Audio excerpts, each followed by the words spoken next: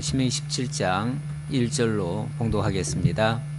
흠이나 악질이 있는 소와 양은 아무것도 내 하나님 여호와께 드리지 말지니 이는 내 하나님 여호와께 가증한 것이 됨이라. 내 하나님 여호와께서 내게 주시는 어느 성중에든지 너희 가운데 어떤 남자나 여자가 내 하나님 여호와의 목전에 악을 행하여 그 언약을 어기고 가서 다른 신들을 섬겨 그것에게 절하며 내가 명령하지 아니한 이를 성신에게 절한다 하자. 그것이 내게 알려짐으로 내가 듣거든 자세히 조사해 볼지니 만일 그 일과 말이 확실하여 이스라엘 중에 이런 가증한 일을 행함이 있으면 너는 그 악을 행한 남자나 여자를 내 성문으로 끌어내고 그 남자나 여자를 돌로 쳐 죽이되 죽일 자를 2사람이나 3사람의 증언으로 죽일 것이요 한 사람의 증언으로는 죽이지 말 것이며 이런 자를 죽이기 위하여는 증인이 먼저 그에게 손을 댄 후에 뭇 백성이 손을 댈지니라. 너는 이와 같이 하여 너희 중에서 악을 제할지니라. 아멘. 너희 중에서 악을 제할지니라. 이와 같이 해서 악을 제하라 그랬습니다. 무슨 악이죠? 예. 다른 신 섬기는 걸 얘기하는 거죠. 예. 다른 신을 섬겨서는 안 된다. 다른 우상 만들어서도 안 된다. 하나님께서 가장 가증하고 악한 일을 다른 신 섬기는 것이다. 이렇게 말씀하고 있습니다.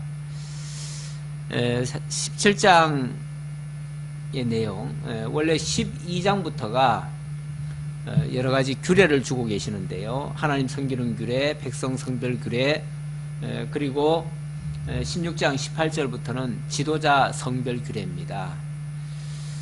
지도자, 먼저 재판장부터 성별하라고 그랬죠. 지난번에 16장 18절부터 재판장을 성별하라고 그랬습니다. 이 지도자 중에서는 재판장을 먼저 이야기를 합니다. 재판장은 모든 것을 판결하는 최종 판결자지요. 사실 이 재판장이 바로 서지 못하면 나라는 위험에 빠집니다. 공정한 재판.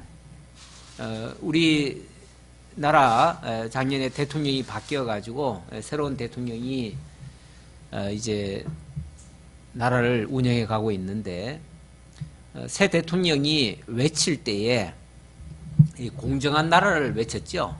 공정한 나라.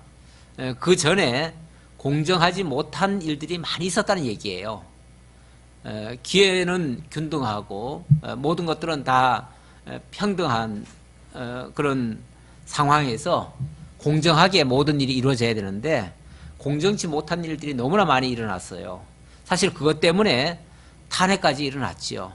사실 이건 있을 수 없는 일들이 계속해서 일어나고 있는데 이런 일들 이제 지나놓고 보니까 이미 다 지나간 줄 알았고 이제 다 끝난 줄 알았는데 최근에 들어서서 다시금 옛날에 대법관들이 또 잘못했던 것들이 또 드러나고 있어요. 드러나고 있는데 이게 어느 한 곳에서만 잘못된 게 아니고요. 전체 나라 속에서 온갖 부정한 것들이 얼마나 많이 있었던지 몰라요. 이건 총체적이에요. 총체적. 사실 이게 원래 우리나라는 삼권 분립국가입니다. 삼권 분립국가이기 때문에 대통령을 수반으로 하고 있지만은 삼부 요인 하면은 대법원장 또 국회의장 서로가 어찌 보면 서로가 서로를 탄핵할 수 있는 그런 상황이에요. 만약에 국회가 잘못하면은 대통령이 국회를 해산할 수도 있어요. 또 대통령이 잘못하면 국회가 대통령을 탄핵할 수도 있어요. 또 대법관이 만약에 잘못되면 국회가 또 대법관을 탄핵할 수도 있고 또 만약에 대통령이 잘못하고 있으면 대법관 쪽에서 또 이 최종 판결을 대통령 탄핵을 또 선언할 수가 있어요. 지난번에 그래서 대법원에서 대법관들이 전원일치로 먼저 대통령을 탄핵을 시켰잖아요. 이렇게 삼권 분립이 있고 분명히 서로는 견제를 해야 됩니다. 물론 서로 협력도 해야 되겠지만 협력이라고 하는 거는 서로 짝짝꿍이 되는 게 아니에요. 어느 정도는 서로 견제를 하고 서로 협력할 일은 협력해야 되겠지만 서로 뭐 어떤 목적을 달성하기 위해서 사사로운 무슨 일을 하기 위해서 함께 하거나 이렇게 하면은 큰일 납니다. 원래 그렇게 하는 거 아니에요. 근데 지나놓고 보니까 대법원장이 완전히 대통령 먼저 그랬다는 얘기예요. 대법원장이 완전히 대통령의 마치 꼬봉처럼 대통령이 시키는 일을 하고 대통령한테 뭘 보고하고 뭘 하고 다 했다 그러더라고요. 분명히 다 이게 분리가 돼 있는 건데 그 분리를 못한 거지요. 그렇게 되어지면 어느 한쪽으로 기울어 버린 겁니다. 판결을 내려야 되는데 중대한 나라의 국가의 운명을 좌우할 만한 중대한 것을 내려야 되는데 대통령의 입김에 의해서 막 움직였다는 얘기예요. 이렇게 되면은 이게 이제 사법농단이 되는 거예요. 예. 전에는 대통령은 국정농단 때문에 결국 쫓겨났는데 사법농단도 일어나면은 결국은 사법부도 이게 해체가 될 수도 있어요. 탄핵을 당할 수도 있어요. 근데 그런 일들을 지금까지 했다는 거죠. 근데 우리 그 18절 이하에 보면 하나님께서 공의로 백성을 재판하라 그랬지요. 재판을 굳게 하지 말고 사람을 외부로 보지 말고 뇌물을 받지 말고 이렇게 하라 그랬죠. 예. 예, 이렇게 철저하게 하나님 중심에서 하나님만 바라보고 그렇게 하라고 했는데 실제 이 세상에서는 정말 하나님만 바라보고 그렇게 해야 맞는데 그렇지 못한 것 같아요. 얼마나 지금 자꾸 일어나고 있는 걸 보니까 뭐 대통령만 그렇게 국정농단을 한 게 아니라 대법원도 엄청나게 사법농단을 했더라고요. 했고 뭐 어제 오늘 뉴스에 보니까 한 그 로펌 법률 그 회사지요. 법률 회사에 거기다가 대법원에서 사람을 보내가지고 그들과 같이 상의하고 뭐 다 했다 그러더라고요. 어떻게 보면 정반대편에 있고 중립에서 해야 될 자가 어느 한편에 기울어가지고 그렇게 했던 거죠. 같이 만나도 안 돼요. 같이 전화해도 안 돼요. 그러는데 그렇게 해왔다 그러더라고요. 이게 같이 이어지기 때문에 하는 말이에요. 재판장을 성별 규례가 17장 13절까지 이어집니다. 이어지는데 흠이나 악질이 있는 소와 양은 아무것도 내 하나님 여호와께 드리지 말라 그랬습니다. 이런 것들 드리는 것은 여호와께 가증하다. 이 모든 것을 판결하는 자는 이제 재판장이고요. 그 백성들이 그렇게 하나님의 율법에 의해서 바르게 해야 되는 것은 백성들의 또 책무지요. 책무인데 그 백성들은 뭘 해야 되는가? 율법에 따라서 해야 된다는 거죠. 그러니까 아까 재판장이라는 거는 재판장은 율법을 가지고 판단하는 사람이에요. 판단하는 사람이고 백성들은 그 율법을 따라 지켜야 되는 사람들이에요.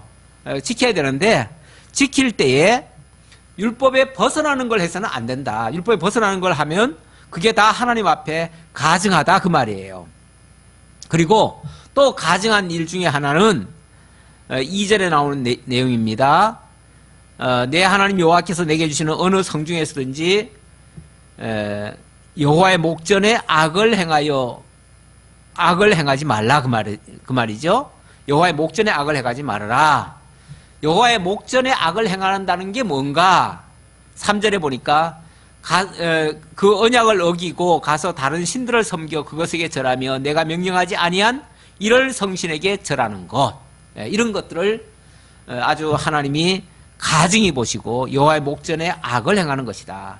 율법을 정면으로 대적하는 행위다 그 말이에요.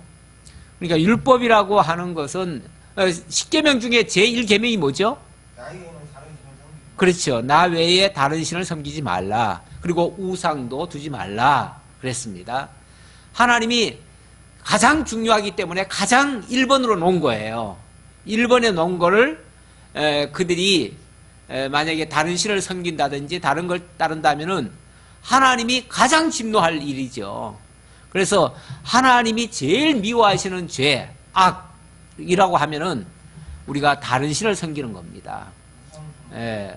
뭐 우리가 도덕적인 여러 가지 죄를 많이 짓잖아요. 사람들은 뭐 살인 그러면 살인이 제일 무서운 죄라고 생각하고 뭐 도둑질, 뭐 간음 뭐 이런 것도 굉장히 중한 범죄라고 생각하지만 진짜 제일 큰 죄는 하나님 외에 다른 것을 섬기는 겁니다. 16장 그 21절 이하에서도 보면 하나님 여호와를 위하여 쌓은 제단 곁에 나무로든지 아세라상을 세우지 말라 그랬습니다. 그러면서 자기를 위하여 주상을 세운다면 하나님이 미워하신다 이렇게 말씀하셔요. 이 우상이라고 하는 것은 자기를 위하는 것들이에요.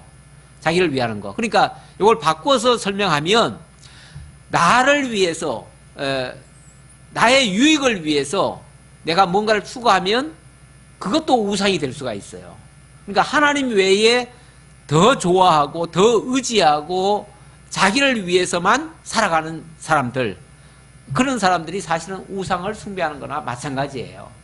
그러니까 우리가 단순히 뭐 진짜 저 불상 앞에 가서 절 안 한다고 나는 우상 안 섬겠다 이렇게 말하면 안 되고 하나님 외에 더 좋아하거나 더 사랑하거나 더 의지하거나 더 믿고 사는 거 있으면 그것도 우상이에요. 그러니까 그런 것들을 우리 앞에 두지 말고 오로지 하나님만을 의지해야 된다. 지금 공의로운 재판장 이야기하다가 지도자 얘기를 하다가 지금 여기까지 나온 거 아닙니까? 지도자가 만약에 하나님 외에 다른 것을 의지한다면 다 흐트러져 버려요. 지도자가 하나님 안 믿으면 다 어그러져요. 지도자가 정말 하나님 살아계신 거 알고 이 백성들은 하나님이 맡기신 양들이라는 것을 알면 함부로 이렇게 사사롭게 할 수가 없습니다. 공의로 갈 수밖에 없어요. 공의로 재판을 한다는 것은 하나님을 의식할 때만 진짜 공의로 재판할 수가 있어요. 왜 사람들이 그렇게 불의한 재판을 하는가? 다 이득 때문이에요. 자기 유익 따라서예요. 어떤 목적 달성하려고 그래요. 그런 것들 기저에는 하나님이 없어요. 하나님을 알면은 그런 짓 못합니다. 하나님 무서운 줄 알면 어떻게 거짓말을 하고 그렇게 사사롭게 하고 어느 한편을 들어서 하고 불공평하게 할 수 있겠어요.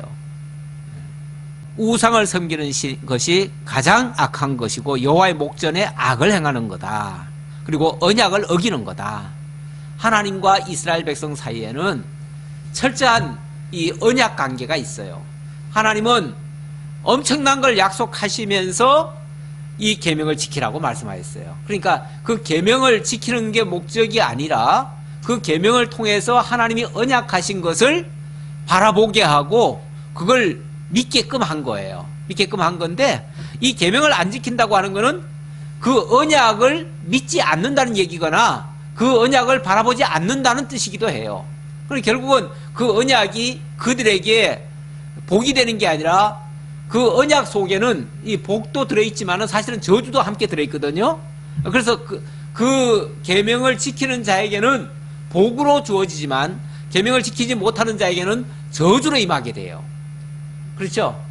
원래 율법이라고 하는 것이 지키는 자에게는 복이고 지키지 않는 자에게는 저주예요. 그렇게 되듯이 그래서 이렇게 여호와 앞에 하나님, 그러니까 하나님보다 더 좋아하는 것들을 만약에 한다면, 하는 자가 있다면 그들은 여호와 앞에 여호와 목전에 악을 행하는 것이 되고 또 언약을 어긴 것이 돼요. 어긴 것이 되니까 어떻게 해야 되겠어요? 그들에 대해서는 이스라엘 가운데 그런 일이 있어서는 안 되겠기에 만약에 그런 자가 있다면 그들을 끌어내래요. 끌어내가지고 돌로 쳐 죽이래요.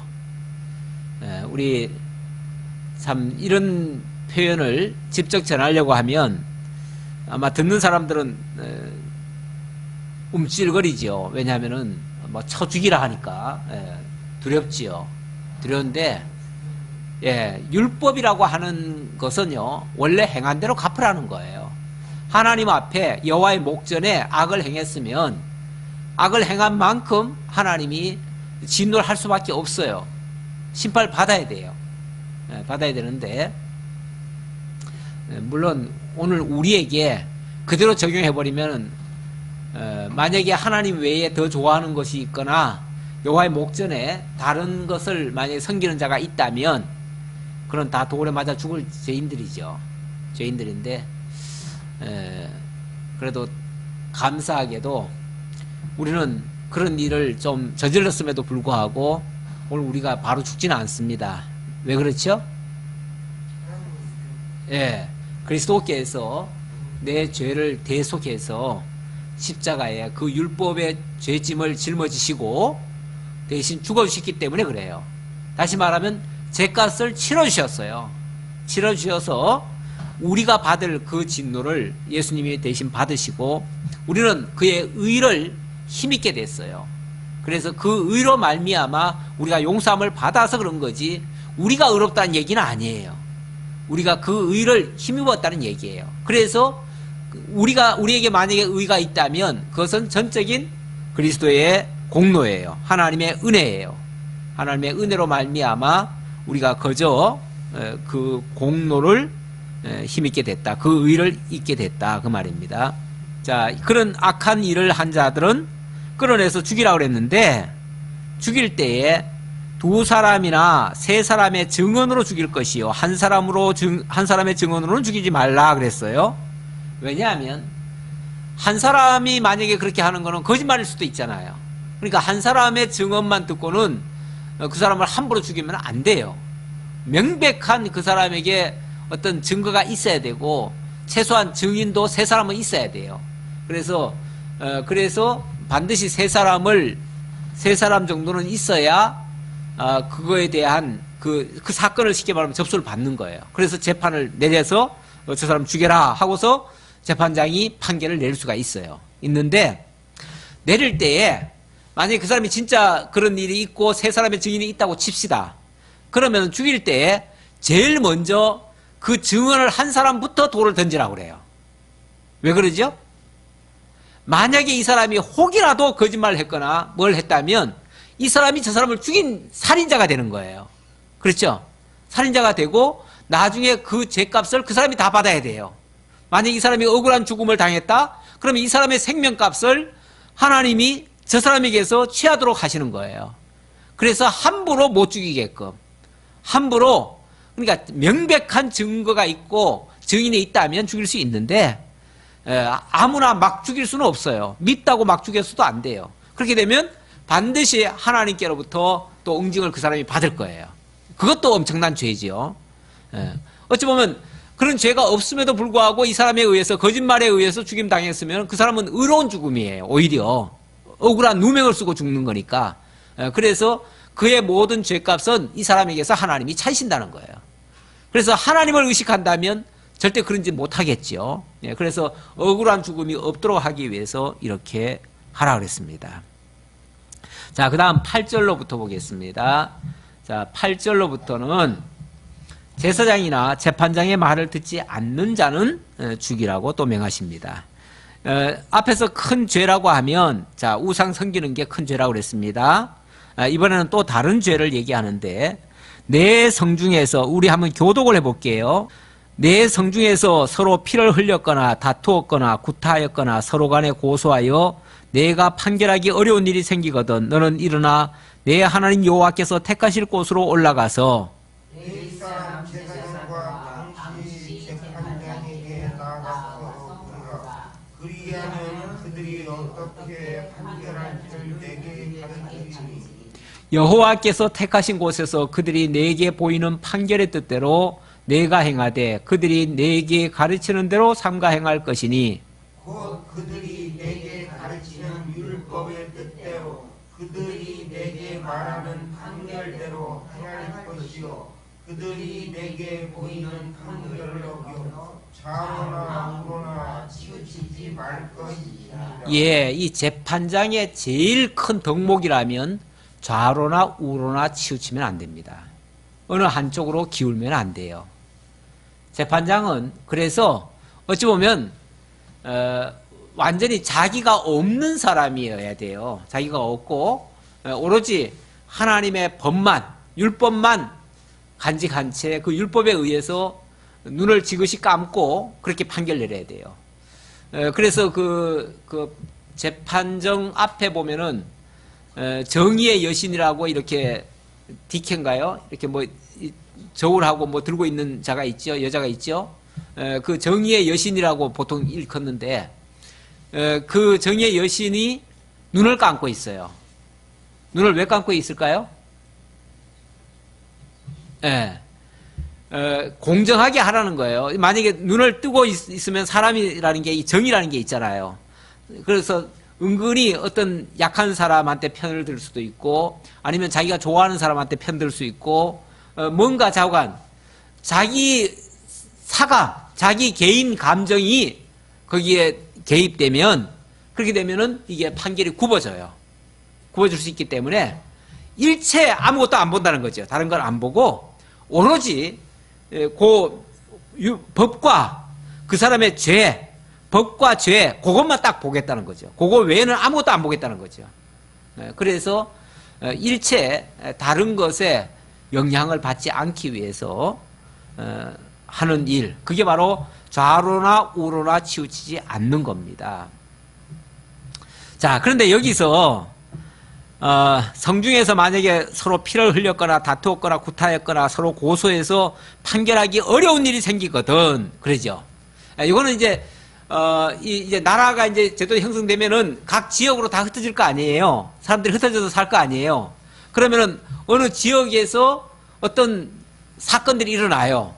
이거는 어찌 보면은 일반적인 범죄 상황이에요. 도덕적인 범죄들일 수 있어요. 아까 처음에 말한 건 종교적인 범죄예요. 근데 이거는 도덕적인 범죄예요. 도덕적인 범죄인데, 자, 도덕적인 범죄에서 서로 간에 굉장히 어떤 치열한 법정 다툼이 생기죠. 옳다 그러다 막 서로 양쪽이 팽팽하게 맞서서 이렇게 싸우는데, 왜냐면 이게 싸움이라고 하는 게요, 시비라는 게 꼭 한쪽만 잘못해서 하는 게 아니에요.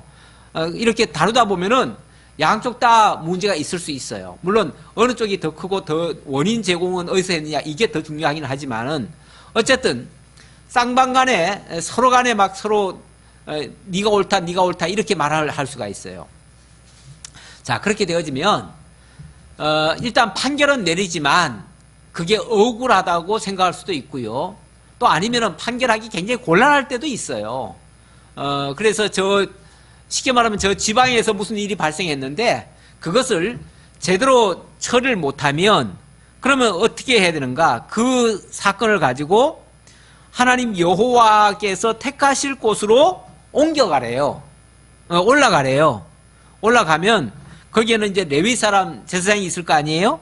그리고 거기에 또 그 당시에 전체 재판관들을 이렇게 다스리는 또 재판장이 있어요. 재판장이 있는데 그 재판장 앞에 가서 이걸 물으라는 거죠. 그러면은 저 하급심에서 제대로 판결 못한 거 이 상급심에서 판결을 하라는 거예요. 우리 이 기독교가 이제 그 미치는 곳마다 민주주의가 발달하고 민주주의가 이 세워진 나라들마다 삼심제도가 있어요. 삼심제도. 삼심제도가 뭐냐면은 저 지방 법원에서 판결하기 어려운 거는 고등법원으로 올라옵니다. 그리고 고등법원에서 판결하기 어려운 거, 판결 났더라도 서로 시비가 안 끝나면 그러면 또 대법원으로 올라갑니다. 그래서 대법원에 가서 대법원까지가 이제 3심이에요. 예, 1심, 2심, 3심. 그렇게 해서 대법원에서 최종 판결을 합니다. 하는데 이게 이제 민주주의가 이 기독교 정신에 의해서 만들어졌기 때문에 그런 일이 있고요. 저 공산 국가 같은 데 가면요, 거기는 거의 다 인민들이 다 재판하고 끝내버려요. 그래가지고 거기는 3심까지도 잘 안 갑니다. 거의 3심이라는 이런 제도도 거의 잘 없어요. 없고 한번 판결 내리면은 그냥 바로 직결로 그냥 처리해버리는 경우가 많아요. 그래서 중국이나 북한 같은 데 보면은 판결을 어디서 하잖아요. 하고 나면 다시 뭐 억울하니까 다시 한번 재판해 주세요 이런 거 없어요. 그런 거 없고 판결 내리면은 그냥 어디 가서 바로 가서 사형장에 끌고 가가지고 죽여버려요. 사실 우리나라도 한때는 독재 정부에서는 그렇게 했었죠. 우리도 그래가지고 옛날에 뭐 간첩이다 이 사람 간첩이다 하면은요 오늘 판결 내리고 내일 사형시켜버리는 경우가 많았어요. 그건 3심도 안 간 거죠. 사실 이것도 굉장히 무법한 겁니다. 나중에 지나놓고 보니까 간첩도 아니었어요. 몇십 년 지난 후에 다시 한번 확인해 보니까 간첩도 아니었는데 그 당시 뭔가 유리하게 하기 위해서 간첩 누명 씌워가지고 죽여버린 거예요. 이런 예가 허다했어요. 사실 공산국가에도 그런 예가 허다하지요. 이렇게 되어지면 얼마나 억울한 사람이 많이 있겠어요. 어떤 다른 목적을 위해서 그렇게 하는 거 굉장히 정말 불합리한 일들이지요. 이런 것들을 바로 해야 된다. 어찌 보면 이것도 그래서 저 하급심에서 안 되는 거는 성전으로 데려와 가지고 거기 제사장한테 보여주고 그리고 재판장한테 보여줘라 이렇게 얘기를 합니다. 제사장에게 보여주고 또 제사장에게 재판장에게 또 보여주면 오늘날로 말하면 대법원장한테 또 보여주라는 얘기예요. 이렇게 되면 이제 상급심이 되는 셈이죠. 이렇게 이런 과정을 거쳐서 최종적으로는 하나님 앞에서 어찌 보면 이 레위인이라고 하는 뭐라고 할까요? 이 제사장은 매우 중립적인 사람입니다. 그렇죠? 제사장은 어느 한쪽으로 기울 수가 없어요. 원칙적으로. 그래서 왜냐하면 하나님의 말씀을 맡아가지고 그 말씀만을 가지고 말씀에 기준해서 모든 걸 판결하니까. 그래서 어떻게 보면 가장 정확한 판단을 할 수가 있는데 그렇게 하기 위해서 이렇게 삼심제를 채택하라는 얘기예요. 그만큼 어느 한쪽으로 기울지 않도록 하기 위한 이런 안전장치라고 말씀드릴 수 있겠습니다. 자, 그 다음 12절입니다. 사람이 만일 무법하게 행하고 내 하나님 여호와 앞에 서서 섬기는 제사장이나 재판장에게 듣지 아니하거든 그 사람을 죽여 이스라엘 중에서 악을 제하여 버리라. 그리하면 온 백성이 듣고 두려워하여 다시는 무법하게 행하지 아니하리라. 여기 무법하게 행하거든 그랬는데 이 무법이란 단어는 굉장히 오만하고 교만하다는 뜻이에요. 자, 재판장이나 아니면은 제사장이 어떤 판결을 내렸어요. 그럼에도 불구하고 그런 것들에 대해서 순순하게 자백하지 아니하고 인정하지 않는다. 그러면은 그거는 굉장히 교만하다는 거죠. 재판장의 판결까지 무시하는 자, 이거는 결국은 여호와의 율법을 무시하는 것이고, 여호와의 율법을 무시한다는 것은 결국은 애굽 땅 종되었던 집에서 인도해 내신 하나님 여호와를 완전히 대적하는 그런 행위가 되기 때문에, 그래서 이 사실 여기 뭐 앞에서 서로 피를 흘리거나 다투었거나 구타하거나 고소해서 여기까지 온 건데, 사실 그걸로는 죽일 죄가 아니에요. 그걸로는 죽일 죄가 아닌데 재판이 거듭되는 과정에서 굉장히 악랄하게 또는 아주 고의적으로 거부하거나 대적하거나 이렇게 되어지면, 또 재판장까지 멸시하거나 이렇게 되어지면 그는 반드시 죽이래요. 사실 이 대법원장의 판결에는 어느 누구도 사실은 반기를 들 수가 없습니다. 그게 정상일 때 그런 거죠. 정상일 때. 물론 지금 우리나라의 경우 같으면은 굉장히 많이 빗나갔어요. 많이 빗나가가지고 참 대법원장까지 믿을 수 없을 정도가 됐으니까 정말 참 심각한 거예요. 이거는 지난번에 대통령이 탄핵돼가지고 그 난리가 났는데 정말 대법원장도 탄핵돼야 될 상황이에요. 지금 상황으로 보면. 그 정도로 불신이 가득 차 있어요. 근데 원칙은 하나님 앞에서 그렇게 하면 안 되는 거죠. 누구든지 그렇게 하면 안 되는 거죠. 자, 이런 일들을 일체 그런 일들이 없게 하도록 하라 그 말이죠. 이렇게 하시는 것은 이건 정말 무법하다고 얘기를 했는데, 이러한 무법한 일이 이스라엘 가운데서 절대 있어서는 안 된다라는 것을 강조하기 위해서 이렇게 말씀하신 겁니다. 이렇게 하시는 이유는요, 장차 영원한 재판장 되실, 영원한 제사장과 재판장 되실 우리 예수 그리스도를 무시하면 영원히 멸망하게 될 것을 가르쳐 주시려고 예언적으로 하시는 말씀입니다. 우리 예수님을 지금 우리 입장에서는 그렇죠. 우리 입장에서는 누가 가장 여기 무법한 자들입니까? 그 하나님의 언약대로 제사장과 또 재판장으로 우리 곁으로 오신 그 예수 그리스도를 인정하지 않아요. 믿지 않아요. 그를 따르지 않아요. 그리고 그를 대적해요. 이게 어찌 보면 무법한 행위예요. 이 무법한 행위가 정말 심판받아 마땅한 죄가 된다 그 말이에요. 이런 자는 반드시 죽이라고 그랬죠. 반드시 죽여서 악을 제하여 버리라. 그래서 예수를 믿지 않는 죄가 지금으로서는 제일 큰 죄입니다. 그 죄는 심판받아 죽을 죄예요. 영원히 죽을 죄예요. 자, 14절부터는 이번에는 또 단어이 좀 바뀌죠. 이번에는 왕의 성별 규례가 되겠습니다. 왕. 자, 이스라엘의 지도자들 가운데 제사장 다음 왕에 대한 내용이 되겠습니다. 자, 처음에 제사장이 아니라 재판장이었죠. 재판장이었고, 두 번째로 왕의 성별 규례고, 이제 18장으로 넘어가면 이제 제사장 성별 규례가 되겠습니다. 이렇게 해서 이스라엘 지도자들에 대한 성별을 하는 내용이다 그 말이죠. 거룩히 구별한다 그런 뜻이에요. 자, 14절부터 보겠습니다. 내가 내 하나님 여호와께서 내게 주시는 땅에 이르러 그 땅을 차지하고 거주할 때에 만일 우리도 우리 주위의 모든 민족들 같이 우리 위에 왕을 세워야겠다는 생각이 나거든. 시작.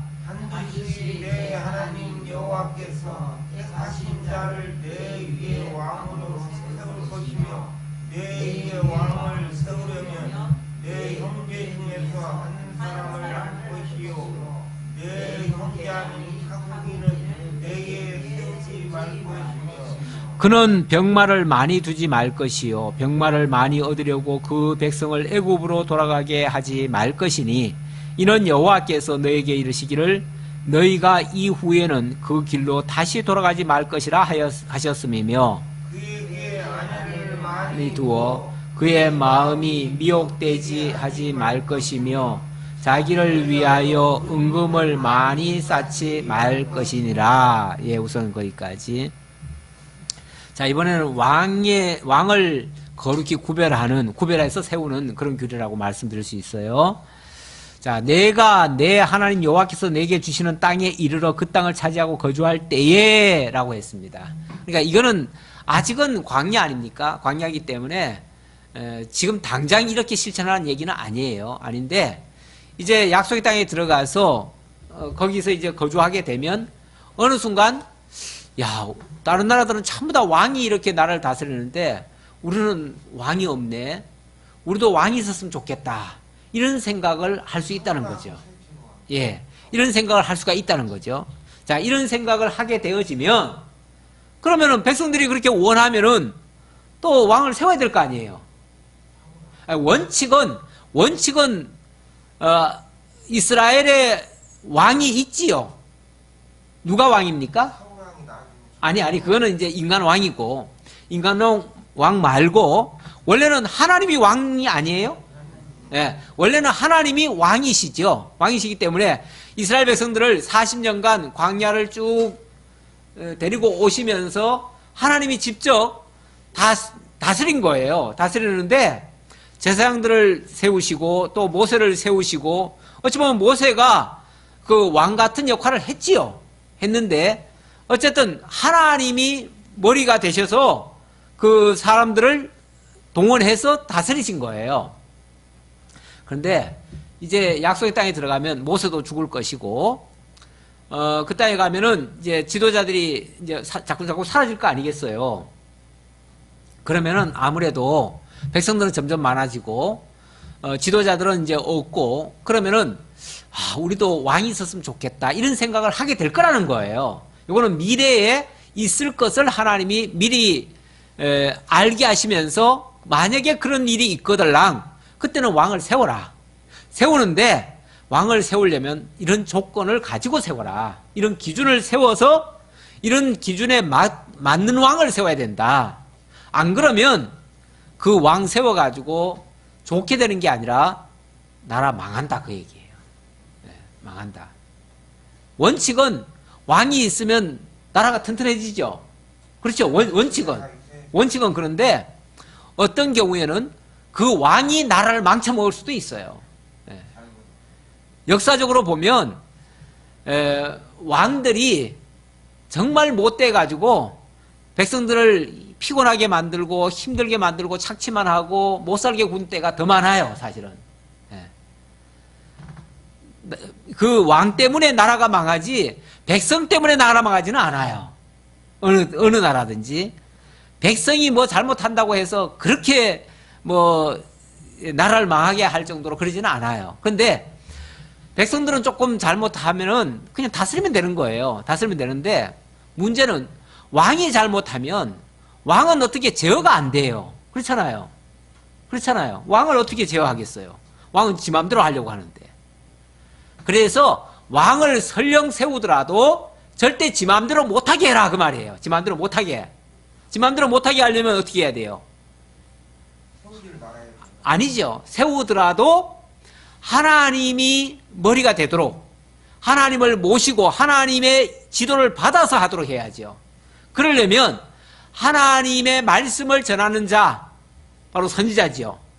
그리고 제사장, 선지자와 제사장의 말을 잘 듣게 해야죠. 그들의 말을 듣지 않으면 안 돼요. 그런데 역대 그 이스라엘 나라에 그 이후에 이제 이스라엘에도 왕이 생기잖아요. 생기는데 보면 이 선지자나 제사장 그리고 왕 이들도 어찌 보면 상권 분립과 같은데 이게 엄밀하게 말하면 제사장이나 선지자가 제일 앞서야지요. 맞지요. 왜냐하면 선지자가 하나님의 말씀을 전해주는 자니까. 그리고 그 전해주는 자에 의해서 제사장이 하나님 앞에 바로 하게 하고 또 왕은 백성들을 잘 다스리게 하고 이렇게 나뉘어져야 되는데 이 역할 분담이 잘 안 돼요. 잘 안 되고 왕이 세속적 권력을 가지고 있다 보니까 왕이 선지자들을 박해를 해요. 그리고 제사장들도 자기 완전히 수족을 들게 만들어요. 이렇게 되어지면 나라가 위태해지고 도탄에 빠지게 돼요. 근데 그게 그렇죠. 우상 숭배하는 것도 결국은 선지자 말 안 듣는 것이고 제사장을 대적하는 행위가 되는 거죠. 자, 그랬을 때에 결국은 나라가 망하게 됩니다. 그래서 자, 어차피 너희들이 이제 어느 정도 규모가 되어지면 백성들 사이에서 틀림없이 왕을 요구할 거다. 그러면은 왕을 세우되 이런 기준 하에서 왕을 세워라 라고 말씀하신 내용입니다. 자, 그래서 15절에 보니까 반드시 내 하나님 여호와께서 택하신 자를 내 위에 왕으로 세울 것이며, 자, 그리고 내 위에 왕을 세우려면 내 형제 중에서 한 사람을 할 것이요, 내 형제 아닌 타국인을 내 위에 세우지 말 것이며. 자, 왕을 세울 때 일단 가장 기본은 하나님께서 택하신 자를 세워라. 너희들이 좋아하는 자로 세우지 말고 하나님이 택하신 자를 세워라. 그리고 반드시 너희 형제 가운데서 세워라. 형제 가운데서. 저 외국에서 데려오지 말고. 우리나라가 요즘 하도 국회의원들도 말썽을 많이 피우고, 요번에는 뭐 국회의원들이 그냥 세금을 갖다가 이중 청구해가지고 완전히 세금 도둑이 됐더라고요. 국회의원들이. 예. 어느 한 군데 자기가 쓴 걸 갖다가 사실은 나라에서 그걸 또 다 보존을 해줘요. 보존을 해주면은 그 보존해주는 거는 자기가 뭘 쓰고도 하나도 안 쓴 거예요. 왜냐면 나라에서 돈을 다 대주니까. 내가 어디 썼다고 보고만 하면 나라에서 돈을 다 대줘요. 자, 그렇게 했는데 또 그걸 또 딴 데다가 또 청구를 해가지고 또 받아냈어요. 이중 청구를 했어. 그러니까 완전히 세금 도둑이 따로 없는 거예요. 국회의원들이 도둑이에요.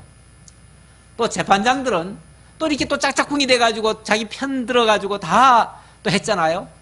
변호사하고도 짝짝꿍이 되고 검사하고도 짝짝꿍이 돼가지고 이 사람 벌 때려줘야 되겠다 하면은 어떻게 해서든지 벌을 주고 저 사람은 봐줘야 되겠다 하면은 그 사람은 어떻게 해서든지 빼주고 이렇게 그냥 재판 사법농단을 해버렸어요. 그러니까 국민들 사이에서는 무슨 얘기까지 도냐 하면은 야, 재판이라고 하는 거는 그냥 법에 따라서 할 건데 굳이 저렇게 비양심적인 저런 인간들 세울 거 뭐 있느냐. 차라리 요즘 인공지능이 좋아졌잖아요. 인공지능은 그냥 보통만 딱 눌리고 요런 범죄한 거 딱 치면은 바로 몇 년형 딱 나올 거예요, 아마. 그러니까 차라리 인공지능이 낫겠다. 재판장은. 예. 그리고 저 국회의원들 저렇게 세금만 축 내고 뭐 하나도 나라 잘못된 거 요즘 유치원 그거 뭐 3법 그거 좀 그렇게 비리를 많이 저질러 가지고 그것 좀 바로 세우자고 하니까 또 한쪽에서는 막 그것도 판들어주고 뭐 개인 개인 재산을 보호해줘야 된다고. 아니 국회의원이 언제부터 그래 유치원 원장들 개인 재산만 지켜주는 사람이에요? 예, 나라를 위해 하라고 국회의원 뽑아놨더니 유치원 원장들만 지켜주려고 그래. 예. 이거야말로 얼마나 불합리하겠어요. 그러니까 차라리 그런 국회의원들 다 내보내버리고 저 외국에서 수입하자. 그래요? 대통령 한 예. 10번, 100번 나와도 떨어진 놈 대통령 시킨다고 한다며 사람들이 그런 게 아주 그 사람은 예. 아무 필요 없다고. 예, 대통령도 마찬가지예요. 대통령도 진짜 공평한 대통령 찾기가 그렇게 힘들어요. 자관 인간 세상이라는 게 원래 그렇습니다. 사실은. 예, 왜냐하면 더군다나 하나님도 모르는 사람들이 하나님 없이 사는 사람들이 뭐 이 땅에서 잘 먹고 잘 사는 게 목적인 사람들이 할 수만 있으면 부정을 하든 뭘 하든 다 이익 찾으려고 하지 않겠어요? 예. 결국 이익을 위해서 하는 모든 일들은 아까 그랬잖아요. 자기를 위해 하는 모든 것이 다 우상이라고. 예. 결국은 자기들 나름대로 다 우상 섬기고 있어요. 그러니까 하나님을 모르니까 그런 짓들을 하는 거예요. 예. 그러니까 차라리 저 외국에서 그냥 수입해오자 그런 말을 한다는데 오늘 본문에 보니까 절대 외국인은 하지 말래지요. 어디서 하라고 그래요? 형제 가운데서 하래요. 형제 가운데서. 왜 형제 가운데서 하고 왜 택한 자를 해야 되겠어요? 아무래도 내 나라 내 피가 아니라 하나님이 언약을 하셨잖아요. 하나님 누굴 언약했어요? 일찍이 누굴 언약했어요? 이제 야곱에게 그 12 자식들한테 쭉 앉혀놓고 다 역할 분담을 예언을 했죠. 역할 분담 예언했는데 유다 지파 보고는 뭐라 그랬어요? 예, 왕의 홀과 7이자의 지팡이가 내 곁에서 떠나지 않을 것이다. 너는 웅크리는 사자 같고 뭐 이렇게 얘기하면서 왕이 내 유다 지파에서 날 것을 얘기했잖아요. 그 유다가 누구예요? 형제잖아요. 하나님이 택하신 지파, 하나님 그 또 백성들의 형제 그 가운데서만 나와야 된다 그 얘기예요. 그거를 인간의 그 자기 생각에 이 사람보다 이 사람이 더 낫겠다 싶어가지고 그 사람을 선택했다가는 그거는 안 된다 그 말이에요.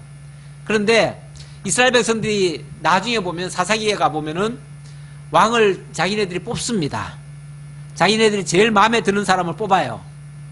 키도 크고 잘생기고 용맹스럽고 아무리 봐도 이 사람이 왕감이야. 그래서 딱 뽑았어요. 뽑고 보니까 그 사람이 누구예요? 사울이에요. 근데 그 사람 성공했어요? 못했어요? 성공 못했어요. 초대 왕이라고 말은 하지만은 사실은 뭐 그 사람은 단 1회로 끝나고요. 그리고 다윗에게 넘어가게 되고, 다윗은 하나님의 마음에 합한 자라 이렇게 얘기를 합니다. 하나님 마음에 합한 자라. 하나님 마음에 합하다는 말은 그 사람이 하는 일이 이쁘다는 얘기가 아니라 그 사람이 하나님이 택해놓은 사람이다 그 말이에요. 하나님 택해놓은 사람. 그래서 하나님이 정한 자, 그가 바로 왕이 될 것을 가리키는 예언의 말씀입니다. 자, 그리고 자, 왕이 된 자는 어떻게 해야 되는가? 이건 왕의 자격이라고 말할 수 있죠. 자, 16절에 보니까 그는 병마를 많이 두지 말 것이요 병마를 많이 얻으려고 백성을 애굽으로 돌아가게 하지 말 것이니. 자, 아니 병마도 많이 두지 말고 병마 얻기 위해서 애굽으로도 돌아가지 말래네요. 아니 원래 왕은 할 일이 뭐예요? 자, 우리나라 대통령 할 일이 뭐예요? 국민들 잘 살게 하는 거예요. 그것도 두 번째예요. 첫 번째는 나라는 그렇죠. 나라를 튼튼하게 지켜야 돼요. 그래서 그 경제는 사실은 그게 첫 번째는 아니에요. 첫 번째는 아니고 그건 나라가 안정된 다음에 두 번째가 이제 경제지요. 그러니까 일단은 나라를 평화롭게 만들어야 돼요. 지금 뭐 남북 간에 저렇게 평화 무드를 자꾸 만드는 것도 어떻게 보면 나라를 안정시키기 위한 거예요. 그게 제일 우선이에요. 나라가 안정돼야 그 다음에 경제도 있고 뭐 건강도 있고 다 다른 게 있어요. 나라가 위태하면 아무것도 아니에요. 만약 전쟁 났다? 대통령이 제일 큰 죄가 뭐냐면 나라를 어지럽게 만든 거예요. 그래가지고 나라가 위태위태해진 거, 그래서 나라를 빼앗기거나, 이거는 대통령이라도 용서 못 받아요. 나라를 혼란하게 하면 대통령도 용서 못 합니다. 그래서 일단은 나라를 안정시켜야 되는데, 나라를 안정시키려면 지금으로 말하면 군대가 튼튼해야지요. 또 국방력이 강해야지요. 안정돼요. 자, 그런데 옛날 같으면은 병거를 많이 둬야 될 거 아니에요. 병마를 많이 둬야 될 거 아니에요. 근데 왜 병마를 많이 두지 말래요? 인위적으로 병마를 많이 둔다는 거는 그걸 의지한다는 거예요. 이스라엘 같은 경우는 일반 다른 나라하고 똑같이 비교하면 안 돼요. 이스라엘은 그렇죠. 이스라엘은 기본적으로 하나님이 지키시는 나라예요. 하나님이 세우신 나라예요. 그러니까 하나님을 떠나는 행위는 제일 큰 악이에요. 왕이라 할지라도 하나님을 떠나게 하는 일이 제일 큰 악이에요.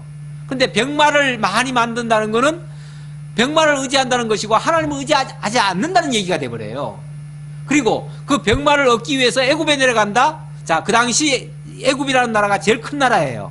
근데 이 병마라고 하는 거는 지금도 우리가 예를 들어서 군사적으로 강하게 하려면은 어디를 의지하지요? 그렇죠. 미국 같은데 미국에 무기가 많잖아요. 거기 군대도 우리나라에 파송해왔고 거기 무기들을 우리가 뭐 수십조를 사왔습니다. 우리가 1년에 30조 이상을 이 무기나 이런 데 군대에다 투자를 하고 있어요. 그 대다수가 사실은 다 미국으로 갑니다. 우리 무기가 거의 다가 미국 거니까요. 그래서 만약에 우리가 그 힘을 기르기 위해서 강대국을 계속 따라가는 거나 똑같은 얘기예요. 이 당시는 애굽을 그렇게 의지하면 망한다 그 말이에요. 애굽이 무슨 나라인데요? 430년까지 그렇지요. 애굽이 이스라엘을 430년간이나 종살이 삼던 나라예요. 아무리 그래 어렵다고 해서 그 나라 의지하면 되겠어요? 그 나라 되돌아가면 되냐 말이에요. 그 나라를 다시는 못 가게 하려고 하나님이 해방시킬 때에 좋은 길 놔두고 어디를 건너왔어요? 홍해를 건넜어요. 홍해를 건넜다는 거는 두 번 다시 돌아갈 수 없는 곳을 건너왔다 그 말이에요. 그렇기 때문에 절대로 가서는 안 될 곳이 최악의 장소가 애굽이에요. 최악의 장소가. 그러니까 애굽은 어떤 경우에도 애굽은 가면 안 돼. 어떤 경우에도 애굽을 의지하면 안 돼. 그래서 나중에 보면요, 애굽을 의지하는 자들에게는 애굽이 찌르는 갈대가 된대요. 애굽 의지하면 애굽한테 찔려 죽는다는 거죠. 뭐 같은 원리로 따지면 지금도 우리도 마찬가지예요. 우리도 너무 강대국만 자꾸 의지하고 그 해구산 아래에 자꾸 살겠다고 하면 우리가 그들의 종이 돼버려요. 종이 되기 때문에 우리도 정말 하나님 믿으면 가장 좋지만은 하나님 안 믿는다 할지라도 그저기 강대국만 자꾸 의지해가지고는 올바른 방법은 아니에요, 그거는. 자, 어쨌든 이거는 바로 그런 것들을 하지 말라는 얘기예요. 만약에 그렇게 해버리면요, 다시 애굽으로 내려간다. 병마 구하기 위해서 애굽 내려간다. 그거는 애굽 땅 종되었던 집에서 인도해내신 여호와를 잊게 만드는 행위가 돼요. 자유케 하신 하나님을 대적하는 행위가 돼버려요. 그러니까 그게 악하다 그 말이죠. 그리고 또 하나 17절에는 그에게 아내를 많이 두어 그의 마음이 미혹되게 하지 말 것이며 자기를 위하여 은금을 많이 쌓지 말 것이라. 자, 이거는 어찌 보면 좀 도덕적인 범죄라고 할 수 있죠. 자, 왕이 됐어요. 왕은 뭐 할 수 있어요? 자기 마음대로. 그렇죠. 자기 마음대로 할 수 있어요. 그래서 왕은요, 왕궁에 있는 모든 여자가 자기 여자야. 그래가지고 아내를 뭐 얻고 싶으면 많이 더 얻을 수 있어요. 그래 오죽하면 솔로몬은 1000명까지도 여자를 거느렸잖아요. 예, 그렇게 할 수 있어요. 근데 3,000명을 예, 그런 식으로 하면 뭐가 되겠어요? 안 되죠. 예, 그 여자들에게 완전히 치여가지고 밤에 이야기를 할 거 아니에요. 무슨 얘기를 하면 그 유혹에 넘어가게 돼 있어요. 여자들이 많으면은 많은 여자들이 한테 다 넘어가게 돼 있어요. 예. 그렇죠. 그 솔로몬 같이 그 지혜롭고 그 정말 참 하나님 잘 깨달은 사람도 여자 많아가지고 결국은 우상에게 넘어가 버렸어요. 예. 말년이 안 좋아요. 예. 자, 그래서 아내 많이 두지 말라. 이거는 미혹된다 그 말이죠. 그래서 그의 마음이 미혹되지 되게 하지 말 것이며 자기를 위하여 은금을 많이 쌓지 말아라. 은금도 마찬가지예요. 예, 왕이 돼가지고 사실은 왕은요 은금 없어도 얼마든지 살아갈 수 있는 사람이에요.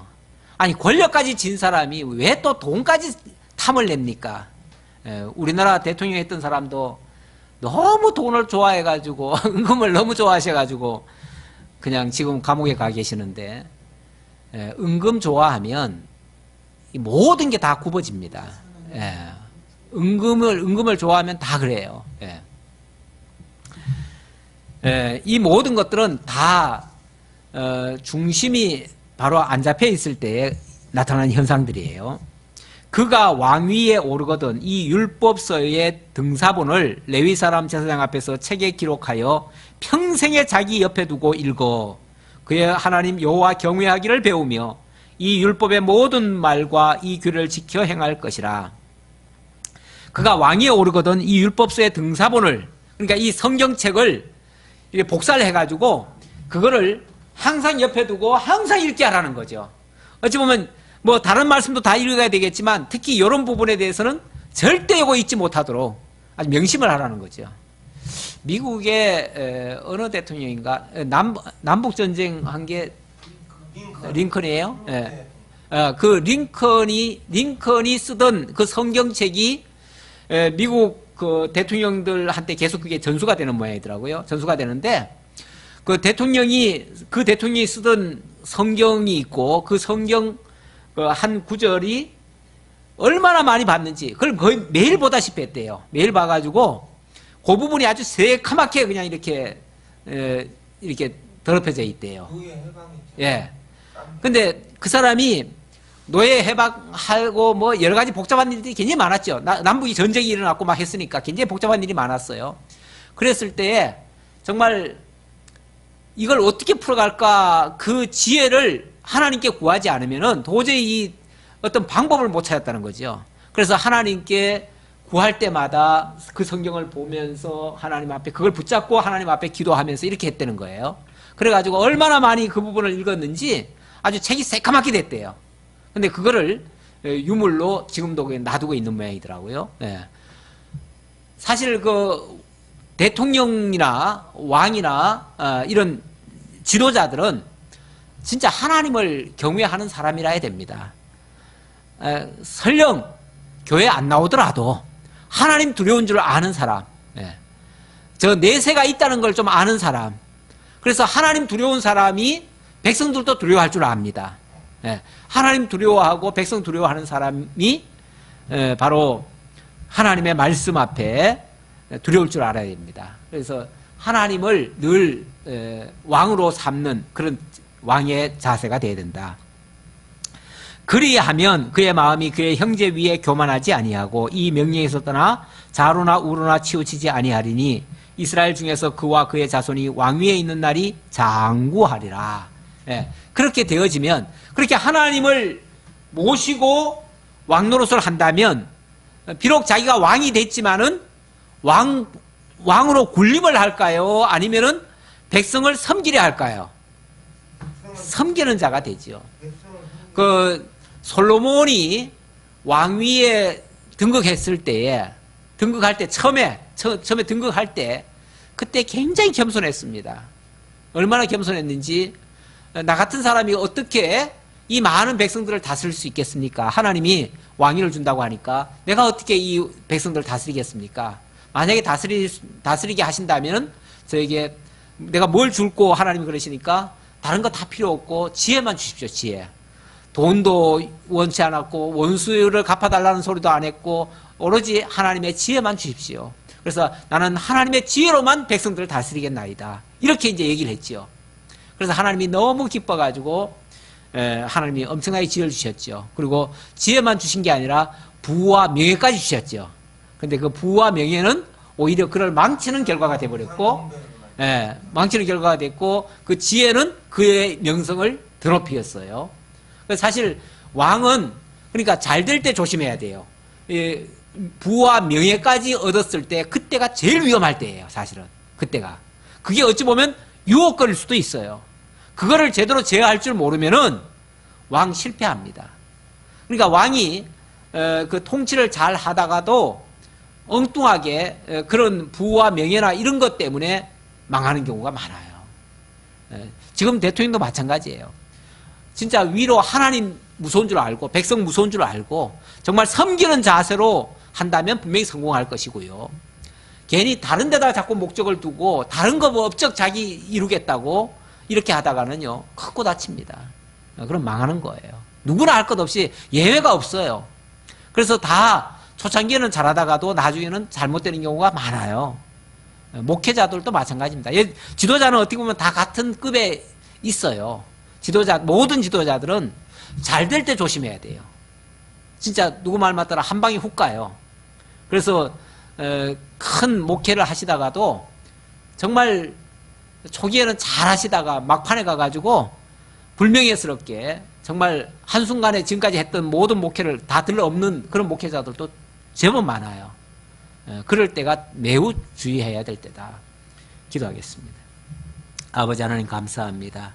우리에게 항상 하나님의 올바른 길을 열어주시고 올바른 방향을 찾게 하시고 위로부터 주시는 하나님의 지혜에 따라서 백성들을 올바로 다스리게 하시려고 또 재판장과 왕을 세우시는 것을 보았습니다.